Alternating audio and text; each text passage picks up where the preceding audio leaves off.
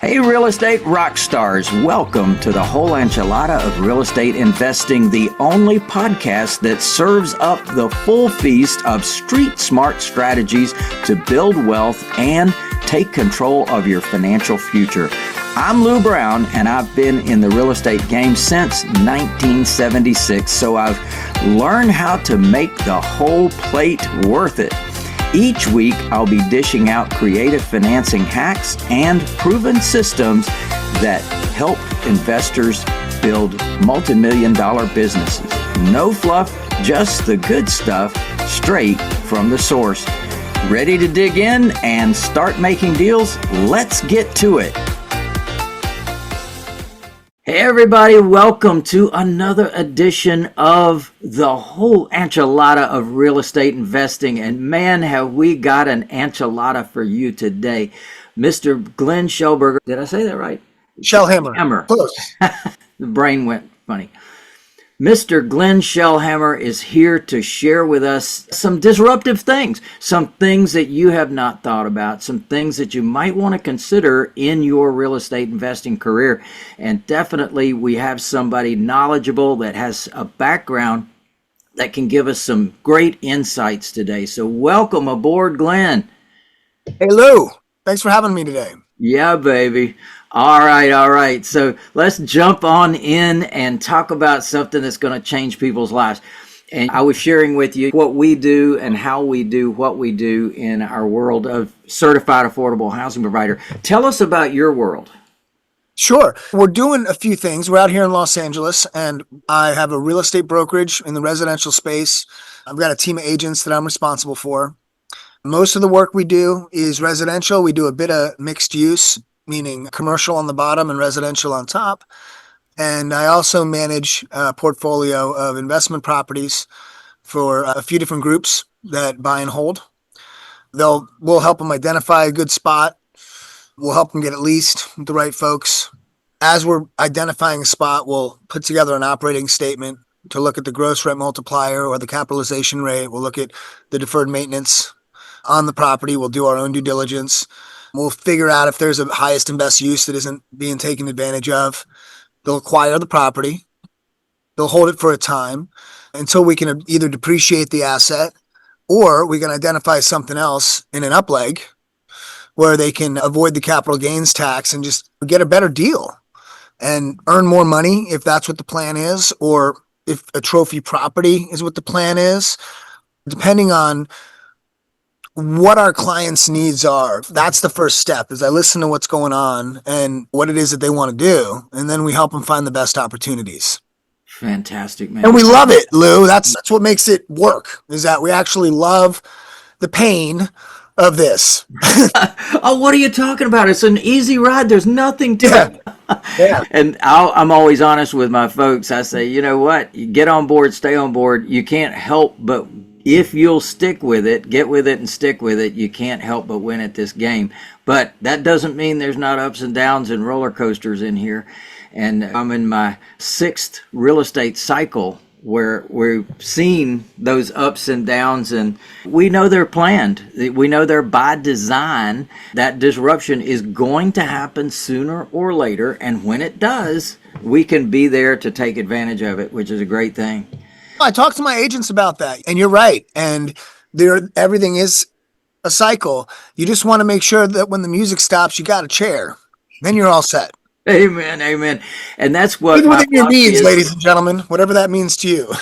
Amen. That's one of my philosophies about the buy and hold strategy, because then you do have something that if you've had it long enough, it's appreciated in value, and you can cut rents, you can do anything you want to, because you can stay the game, where a lot of people overpay for things and they end up on the short end of the stick. We don't do that. We like to buy right, buy cheap, buy creatively, and as a result, we're able to find great things. Great. Glenn, how long have you been doing this? I've been licensed to practice real estate in California for over a decade. My family's been in real estate since I can remember. That's a beautiful thing, man. And with a brokerage and all the activity that goes with that, and agents, the daycare center that goes with that. Yeah. It's interesting. So tell us what attracts you these days when you are looking for a client, when you're looking to serve a client. What is it that you do best? I am at the point in my life and career that I like to listen to what's going on. And if there's an opportunity for me to help somebody do what they want to do, it shows up. That's what I do best. I share with my agents. We have Monday meetings, which today's meeting was moved because it's usually at this spot, believe it or not. It's when I talk to everybody. And we're going to do that later. But I remind everyone that we're not really selling anything. Stop selling stuff. Just get really knowledgeable about what it is that you're doing.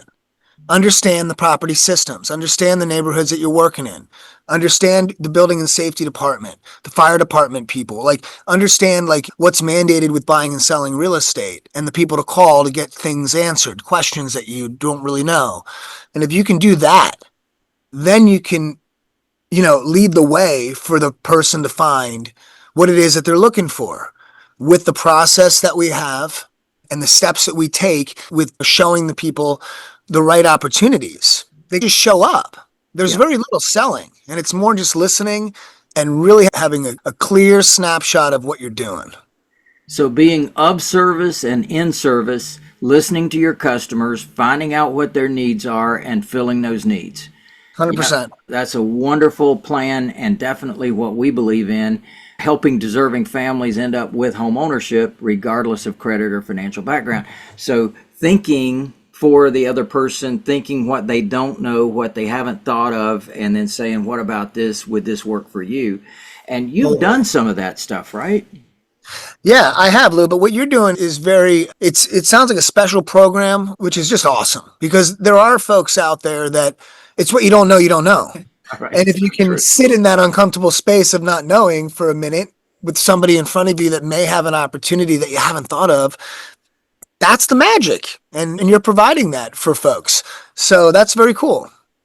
It's been a fun journey, no doubt about it. And finding that unique niche, providing something, making money is certainly one of the reasons that we do what we do as entrepreneurs.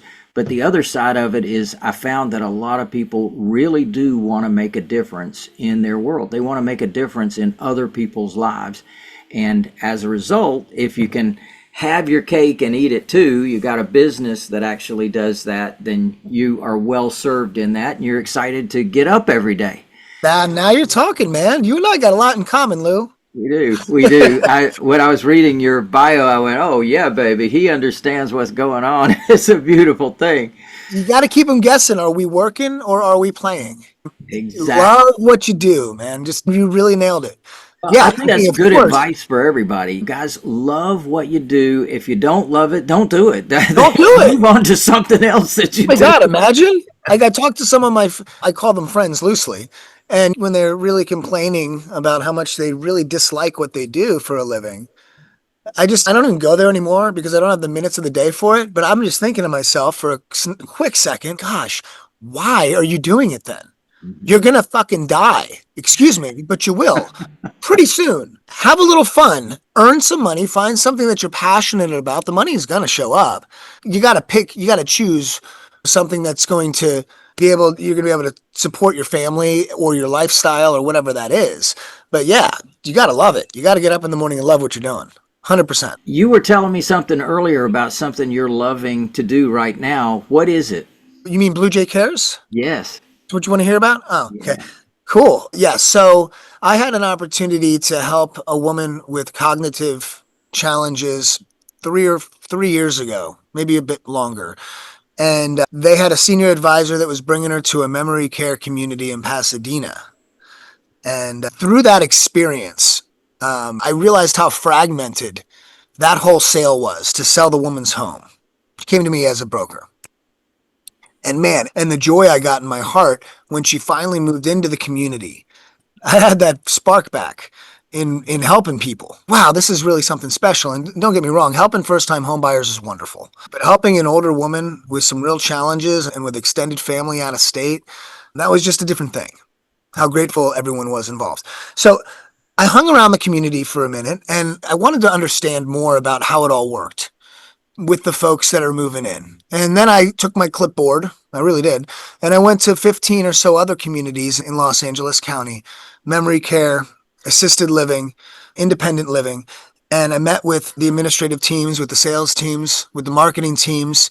I went to the talks for the founders, people early that had come in and started to change the way these senior communities ran. They used to be more of like facilities and cold like hospitals, and now they're more like homes. And you can have pets, and they're more like communities where people can have a lot of activities. And it's a new stage of life. It's not like the end, it's just another chapter. And it's so through all of that, I started to come up with this idea of how we could change things a bit.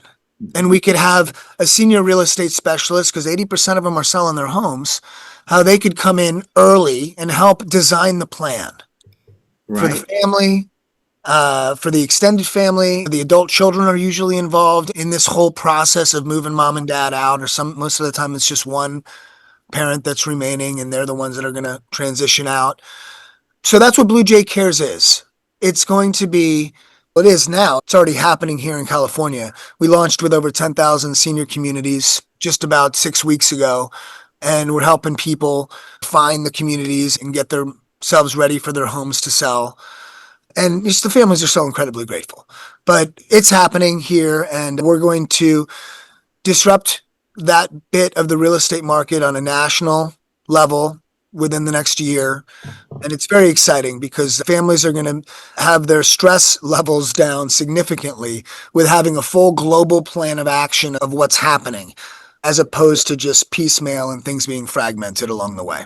So you're saying you're making a holistic approach to it, that when someone is heading in that direction, you're able to come in and literally take over the entire process, including finding the home for them, Right. dealing with the home that they own, doing the whole enchilada. The whole enchilada. The whole And it's all enchilada. done in a simple dashboard on a website where you have your vendor list, anybody that you need with the moving and with the transitioning, the communities that you're touring. Everything's very clean and easy to navigate through appointment setting, text messaging. It has an application that's on your phone if you're a tech person. So it's very streamlined and simple. And through the whole process, if selling the home is what is part of what's happening, sometimes it's not. Sometimes they're going to lease it. Sometimes they're leaving it to the children. Sometimes you're a renter, right? And you don't own a home at all. That whole global plan of what you're doing is done in one shot. They're not required to list their home. Whatever's going on in their world is fine. That can continue totally to be what that is. It's just as a matter of having a holistic service that can actually help with every aspect of it. Everything. So there's as little stress as possible, and we're navigating as graceful as possible. And of course, at your speed. If you're just in the information collecting phase, fantastic. Start collecting information. And when you feel comfortable and confident with putting a plan together, you know what you're doing. When I became a senior transition specialist, I know exactly what you're talking about and how that whole interaction occurs, because there's people that actually get paid for placements, and they actually go find people that need one, and then they go through the whole process of all the different homes that they work with, and then they get paid to place them at a particular home. And like you said, community, that is the buzzword now. You can't call it a facility. It's not. That sounds scary. You see like lights moving and it's like a horror movie. Exactly. I don't want to go to the facility. We don't want to go to a facility, that's for sure. That's for sure. And with so many people arriving at that place in their life now, it's amazing how many are happening. I think it's 10,000 people per day are turning 65 years. And isn't that incredible? 4,000 people per day are turning 85 years old. So it's an incredible statistic. That's a lot of customers. That's a lot of people that did attain some kind of success in their lives and do have a home. And like you said, often the children are not there. They're someplace else. And I think the average is 400 miles away. And so as a result, they have to deal with that in some way. Yeah. And for our friends that are on here for real estate learning today, that is a perfect place to go ahead and connect with these different administrators in all these different communities that are running that and receiving these customers coming in. And when they come in, hey, often they have real estate. And so there's a step that you can take to connect with those in your community and definitely be of service and in service to those folks, and provide housing for your house monster members, the customers that you are trying to serve to help them attain the path to home ownership. That is a great clue, Glenn. It's just such an opportunity for people to step back from what they're doing locally and say, what other pathways for leads can there be? And that's a perfect pathway there. Totally. A lot of our folks, Glenn, are also licensed real estate agents. Many of them are not, because they are entrepreneurs and just don't have the need to also be licensed. But many of our people actually come to us as licensed real estate professionals, and they go, wow, what is it you're doing again? This sounds awesome. And they want to have their own investments rather than just matching a seller with a buyer.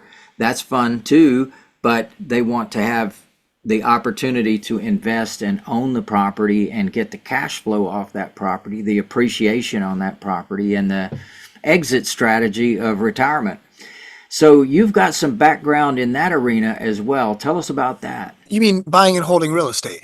Yes, buying and holding and helping people transition through the process. Yeah, what I would do if I was looking to buy my next property, if I was gonna, let's talk about it two different ways. If I was gonna buy some land in an area that I think is gonna be a really good investment, I would bring a developer, somebody that I trust, somebody that, knows what's going on with the city and with the utility, and if there's any ordinances outside of what I can see in building and safety. And I would probably put an earnest money deposit down, open escrow, and have a 60-day window where I could do some due diligence. And I could really understand what the highest and best use would be and what I want to build there, and how long it's going to take to do that. And if I would either purchase the property cash, the land, or I suppose get some sort of a loan product for it, but most likely I'd buy the land because I don't want to think about that. And then I'm just paying the property taxes on it. And then maybe I'd get a construction loan based on what it is that I want to do there. And then I would look at how much that's going to cost me. And then if I'm going to build units, then I'd have to put an operating statement together and look at what those are going to forecast at. Probably, and I would look at 70% of what I really think I'm going to get. Yeah. But I'm a little bit aggressive that way. And so I'd be like, okay, cool. So if I'm being conservative, but that's aggressive, 70%. And then if it starts to make sense on if it's a good investment or not for me, and I'll look at the long game on it. And that's how I would do that on the land side. If I was purchasing a property and I wanted to put a tenant in it, say, what I would do is I would want to get 4 units or less. I think I wouldn't necessarily go for a single family home. I'd like to keep the loan product simple. So I would do 4 or less units. 3's been a good number for me. And I would find the property in a neighborhood where I might get shot. I'm not definitely going to get shot, but I might get shot. One of my first mentors taught me, because that's where I want to be. I'd find something that needs everything. It might have some tenants in it. I would try to negotiate to have the tenants leave. I do my inspections. I probably do a general inspection, a sewer scope to the city connection if it's not on septic, termite retrofit, foundation if it's on some sort of a slope. And I'd really get a clean snap of the property condition. And then during my due diligence period, I would probably put together what I like to call a material facts list of deferred maintenance and politely explain to the seller why I'm looking for some sort of a reasonable concession. First thing I'd want to do is I'd want to have all my closing fees covered, because that's real money out of my pocket. And then if there's something left over, I would want to probably reduce the purchase price. And that's how I would do that. And then I would bring in my crew. Through the inspection period too, I would also bring in one of my skilled laborers to give me some real costs on what things are going to cost to bring it up to snuff. If it needs kitchens, bathrooms, floor, a roof, whatever, landscaping, whatever I want to do there, if it needs all of that, what's that going to cost? And then how quickly can I get that done before I have the units rented out? But then you're good. If you can just get through that, and mind you, that can take you like 3 days worth of work if you know what you're doing. It's not rocket science, ladies and gentlemen. Really, it's not. I'm not that smart. I'm not that guy. I got crayons lying around here somewhere. So if I can do it, you can do it. That is so true. That is so true that anybody can do this, but you do need some education. I would not do this by the seat of my pants. I did this by the seat of my pants. I learned all that, but I also made a lot of mistakes that I could have avoided had I gotten some support, had I gotten some guidance and really some coaching and mentoring that way. So just to correct myself there a bit. Yes, it takes a lot of background, a lot of knowledge, a lot of pain and suffering. I didn't fall out this way. It's easy just to throw it away now because we do it. But it's a learned skill. You can learn this is what I'm saying. Anybody can learn what we're doing here. It's not rocket science. Agreed. And so you've taken some folks through the transition of whatever property they own and you've helped them build to the next level. Is that right? Totally. Yeah. That's another aspect. I've turned people into multimillionaires. And I can show you that. It's not, again, most of the wealth in this country has been built on real estate and land. That's just what's up. So if you are willing to live within your means and put a plan together and with actionable steps, within 10 years, you can be a multimillionaire. No doubt about it. Yeah, we've proven it over and over again with our plan.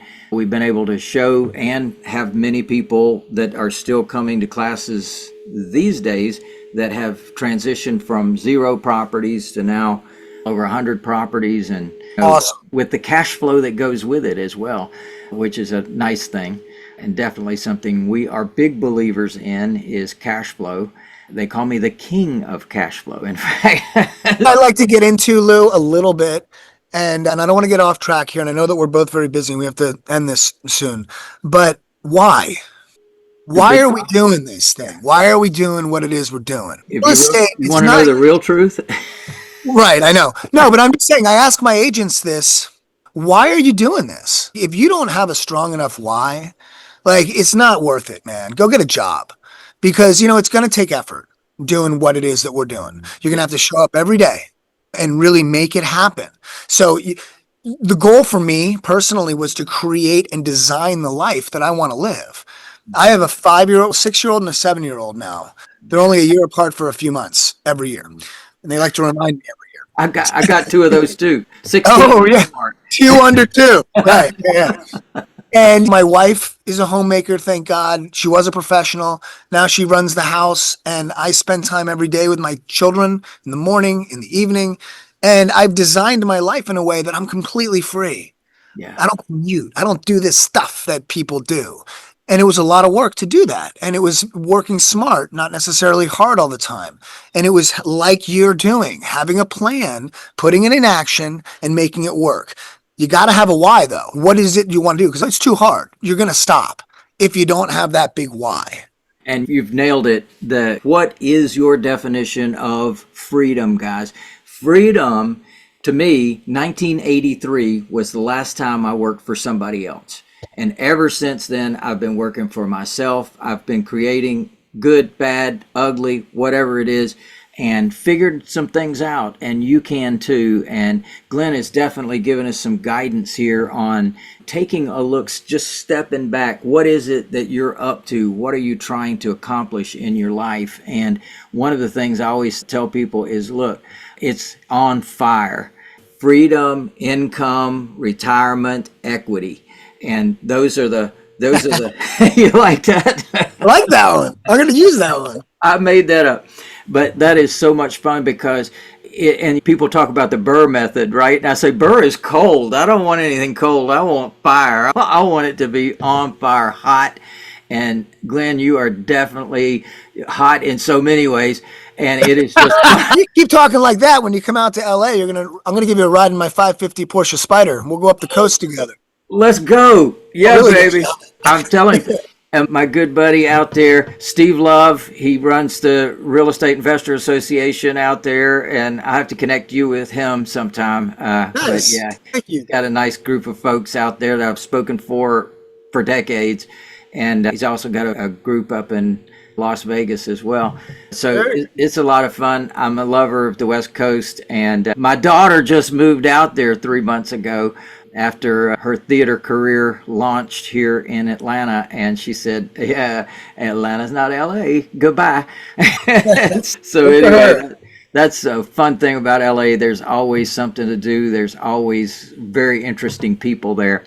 And you are a new person that I'm adding to my group of interesting people. All And right. thank you so very much for this share today of like insight and so many different ways that we can angle our businesses and pick up opportunities that exist. Whether, guys, you want to become a real estate agent and just match a seller and a buyer and make a commission in between, that opportunity is proven to you by Glenn. And then from there, you can go into other aspects of the business and pick up things that other people aren't doing and other opportunities that do exist. So being open-minded to those opportunities is definitely a takeaway from this event, as well as don't forget about that thing that Glenn said. Figure out what it is that you're up to. Your big why are you doing this? And hey, be real to that. I was going to answer your question earlier, Glenn, when you said, why are we doing this? The answer is boredom. In other words, when you are a creator, you got to create. This whole thing of getting on a boat and fishing, that lasts for only so long. And then your brain is going crazy. Okay, I'm ready to go again. Got my number. I'm I could ready never to do go the home fishing from. thing, Lou. I just couldn't do it. I couldn't do it. I couldn't either. Just to talk to the audience for just one little soundbite here, give you some background. I didn't come from a whole lot of money at all. I came out to California with 2 suitcases in the back of a pickup truck from South Florida about 20 some odd years ago. Wow. And everything that I've been able to do, I've done on my own with the help of folks that I've connected with and collaborated along the way. But I started from the bottom, and real estate has given me the tool to really design my life. I had to show up and learn it, but man, oh man, you can make a killing and you can really have a lot of fun doing it. It's a good career, but you got to want it. Yeah. Got to get with it and stick with it, Glenn. Yep. It's a beautiful thing, man. You are amazing. You have done terrific things, and you continue to do that with your disrupting of the senior living space. So congratulations on that, and keep up the great work there. Keep us posted on it as well. I think there's some synergies that we can do together. So looking forward to our future together as well. Thank you so much, sir. And how do people reach you? What do we do? You can find me on Instagram. My wife runs our page and she does a pretty good job. I got 20,000 people that watch me do stuff. It's the Shelhamer Group. That's SHELHAMER, one L and one M. The Shelhamer Group, and I'll be there.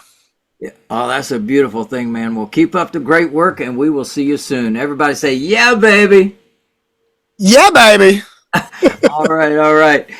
So yeah, that was fantastic. I appreciate that, and definitely some aha moments there. There was something that I was reading in your bio that I was going to mention to you that might be an aha moment for you that definitely has changed my life. So I became, way back in 1982, I started studying trusts, I studied all kinds of trusts, and it was something that was completely foreign to me, but our government caused me to actually have to learn that because they passed a law called the Garn-St. Germain Federal Depository Institutions Act, which basically took something off the table that I used to do. And what I used to do is take over existing financing from sellers. So I literally, for $45 back in the day, you could just come in and take over somebody else's loan. If they were 15 years into a 30-year loan, boom, you just stepped in and took over the payments, and that was the end of it. But they passed this law that gave the banks the right to put the due upon sale clause in the mortgage, which I know you're familiar with. Yeah. So I said, shoot, man, I've gotten this far in my real estate career. I've not gone to the bank. I've not qualified for a loan. How can I do this? So I looked into the law. I found out there was an exception, 1701 J3D8A. Way down deep into the law, I found out that when someone places their property in trust for estate planning purposes, the lender is essentially prohibited from calling the loan due. No kidding. So I went, yeah, baby.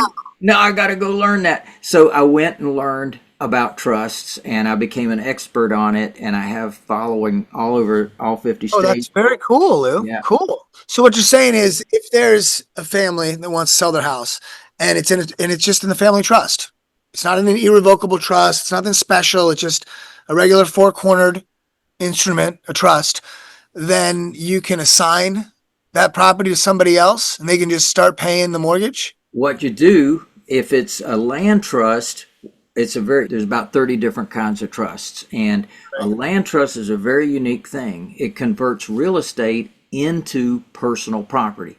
So that means that the interests in that property is personal property. That personal property can be sold. So we don't buy the real estate, we buy the beneficial interest of the trust that holds the real estate. And you can buy 100% of that beneficial interest by using a different trust called a personal property trust. And so now you've got the best of both worlds. You've got the real estate in the land trust. Now you've got a particular problem in California, the Prop 13 and the value of the property going up. Imagine that an individual places their property into trust, and then you don't buy the real estate that would trigger Prop 13. You buy the beneficial interest of the trust. So it's an interesting concept that you can consider. So when you say land trust, is it only undeveloped land, or is there actual improvements on the land? Absolutely. Improvements on the land. Absolutely. So you have to have the trust be a land trust. So you deed the property. Yep, okay. Correct. Let's say the seller deeds the property into the trust. Now they are the beneficiary of that trust. So you make so you got to do that transition first too. Got it. You do that first, and then there can be some tremendous benefits to that. Now that was the first thing I was going to share with you. The second thing is something called the elite trust. So in my journey of now 40 years learning about trust and doing trust, I've also discovered, and I knew there was this other kind of entity out there that it was hidden from view. As we know that good things are often hidden from view. Totally. And so I did discover finally what I was looking for, and that was an entity, a trust that lasts for literally generations to come. And the taxes on anything that the trust sells, the taxes are deferred until 21 years past the death of the final beneficiary. And I'm not talking about a 1031 tax-deferred exchange. No 1031s necessary with this entity. So that's another whole ball of wax. What's that entity called? I call it the elite trust, because the elites have been using them for over a century. And it's a hidden from view thing. It's up there somewhere. And we know that the elites don't pay taxes. We've always known that. And we just didn't know how. Well, this is how. This is how they're able to defer their gain on all of their wealth to generations to come. And so if you think about the Kennedys and the Kennedy compound up in Hyannis, Massachusetts, right? So Daddy Kennedy comes in and he starts buying all these houses, and he creates this compound. It's all owned by the trust. So there's all these kids and all these wives and husbands and all these people. Nobody pays rent. They all live in these houses. They're all owned by the trust. And then the trust buys the vehicles and they just get to drive them. And the wealth stays inside the trust. They don't get to touch the money, right? They don't get to touch the money. They just get to use the wealth of the trust. So there's some cool stuff. It's a beautiful thing. Yeah, so I can fill you in on that too. I love that. Hey, partner, look, this has been a lot of fun. Look me up. Are you on Instagram too? I am, but I'm not nearly as social media as you are. I should be. Tell your daughter to hook up with me if she's new to LA. I'm happy to Okay. be friendly with her and maybe introduce her to some entertainment folks my clients and shit. I don't know, whatever. I would love it. And I'm into theater. Maybe if she's doing something, I'll bring my family Oh, and we'll check it out. oh yeah. Uh, Fringe cool. Theater, Fringe, the Yeah, yeah. Fringe Theater. I know that. You've heard of I Fringe get. Theater. So she is the one that brought the Fringe Festival to Atlanta from Edinburgh, Scotland. That's And awesome. she's run it That's for cool. 12 years and That's they great. had 200 shows here just a week ago. So it's been fun. So cool. All right, brother. Thank you so much. I'll send you a text. By the way, this coming Saturday, I am doing a masterclass on trusts. I'll send you a link for it, and you can share it out with anybody you want to. And that I'd will be be happy to do that for you, Lou. all right, brother. Thank you so much. You're welcome. Look forward. And God bless you, bro. I'll be thinking about you and your wife. I surely do appreciate that so much. All right. Take care. Thanks for tuning in to the whole enchilada of real estate investing. I hope you're feeling ready to take your investing game to the next level. If you're serious about building wealth, you won't want to miss the Millionaire Jumpstart. It's a 3-day live event that's perfect for any level of investor. Whether you're just getting started or you're looking to scale, this can be one of the final steps of making real wealth happen.